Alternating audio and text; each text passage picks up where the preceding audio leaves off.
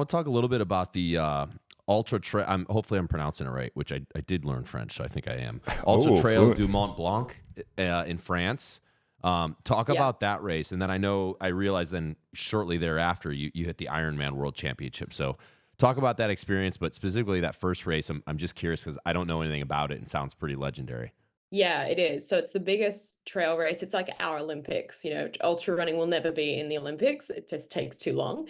But it brings 10,000 people to this small town in France called Chamonix. The main event is 107 miles. It's 171 kilometers. It's got 33,000 feet of climbing, 10,000 meters. And it circumnavigates the Mont Blanc. So it goes from France into Italy, into Switzerland, back into France. I saw my dad do it in 2015 and it took him 44 hours. And I was exhausted just watching him do it. So I've taken a few years to actually stand on the start line myself. Last year I stood on the start line and I came in 10th place in 28 hours or something. You got 10th out of 10,000 people?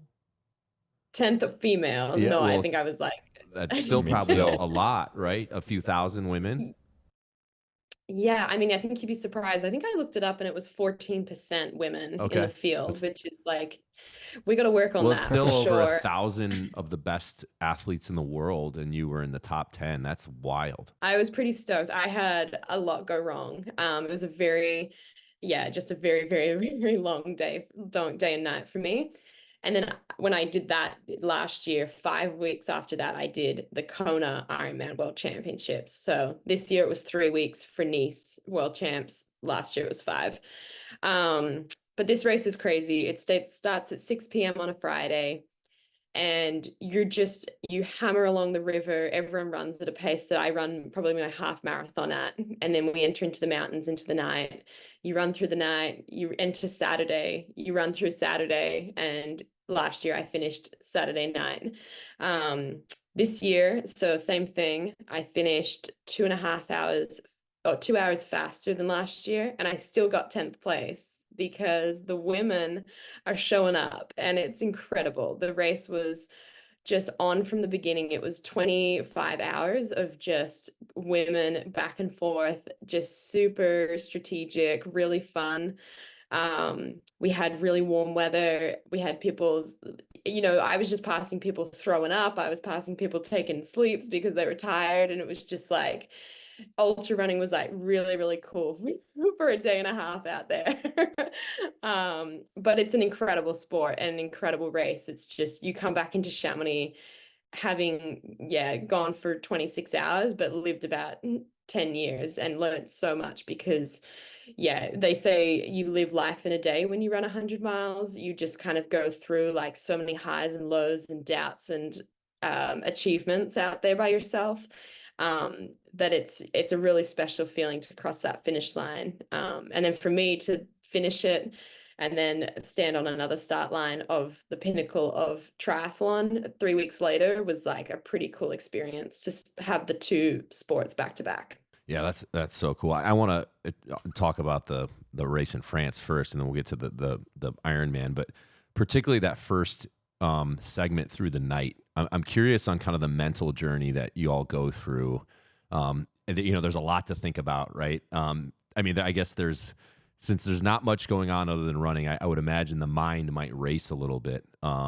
It might be hard to occupy it with positive thoughts at all time. And I'm curious on any mental kind of strength methods you use to, kind of keep going, get to that next milestone. I know, I was able to go through SEAL training about 10 years ago. And one of the things that I learned that you had to do to survive was you broke it up into little chunks, right?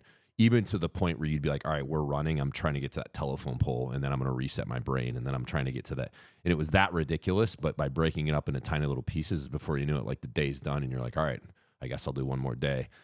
Do you have to do that in a race like that? Or I guess, how do you personally kind of endure that? And are there kind of common methods in your sport that people use, or is it just kind of a free for all?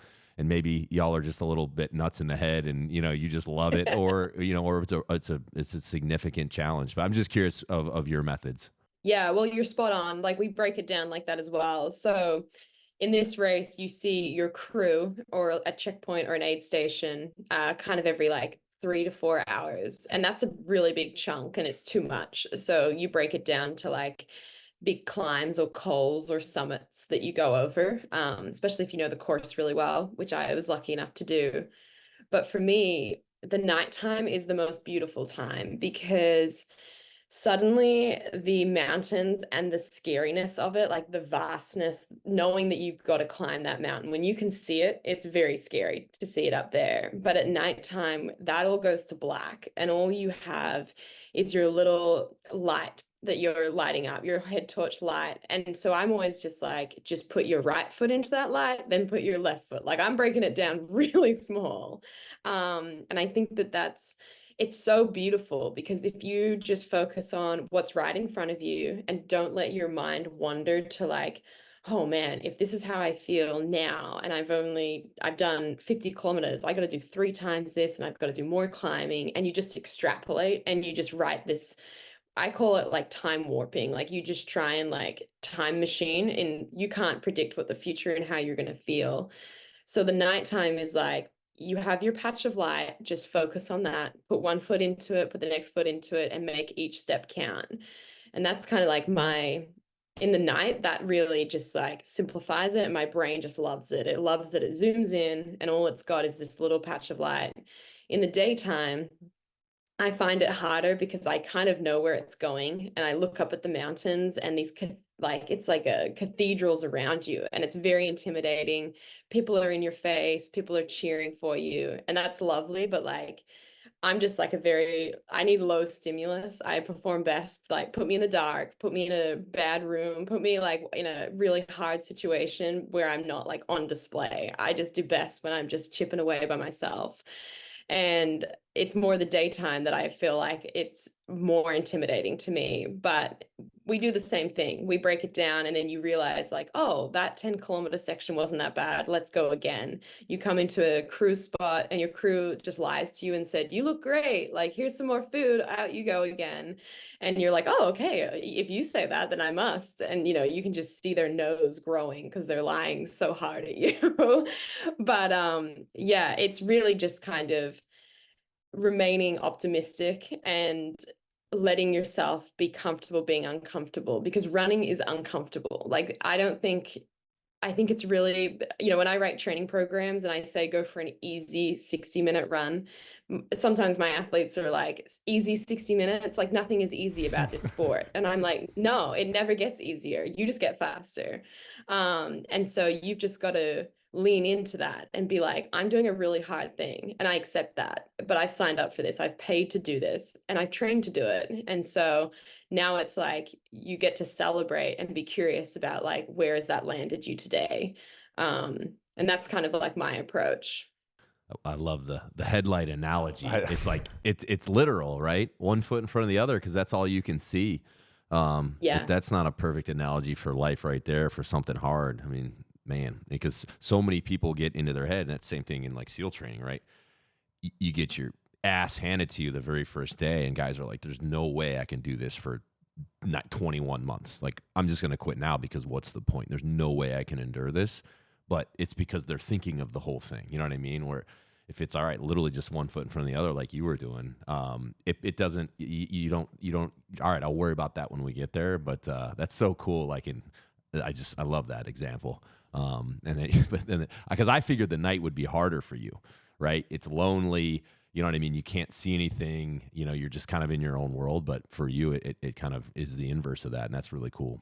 Yeah, I actually like whenever I go into these events, I do have like a anxiety around the night. Like it really, because the course markings aren't as obvious. Yes, it's dark. There's all these kind of things that you don't know. But every time that I've ended up in the night, I've been like, oh, I love this. Like, and yeah, I think it's kind of, there's a beauty in it. You've just got to get to it, and it doesn't sound good on paper, but in the experience, it's amazing.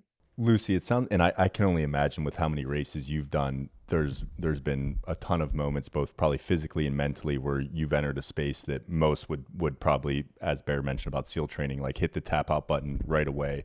Are there any that come to the forefront of your mind thinking about like, this was out of my whole race career, this was the worst, like the darkest moment I've ever been in during a race? Yeah, so in COVID, it wasn't a race, but I did a traverse of the Lyra Pinta Trail, which is a 230 kilometer. I don't know what that is in miles, but I'm going to say 100 and 140, 230. Hold on. We'll do it. maybe a little 158.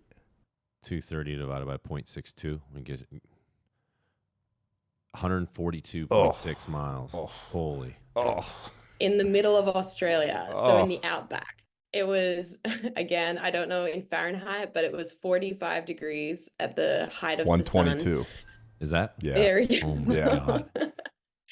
And I went out there with two guys, and usually people hike it over 14 days. And I was like, had been so cooped up in lockdown that I was like, I'm going to do it in one hit. And so I started this thing.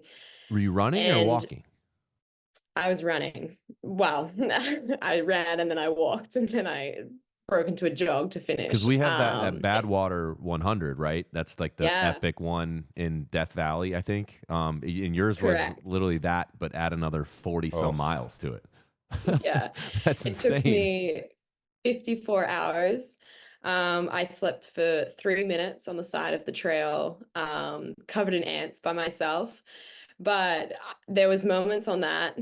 One specifically was that there was heaps of rain that came, which is very unusual. And I thought I'd struck gold. Like I was easily going to get this fastest known time because I was going to have water. And there was this section where the river was full of water. It was a bit gross water, but I had a filter.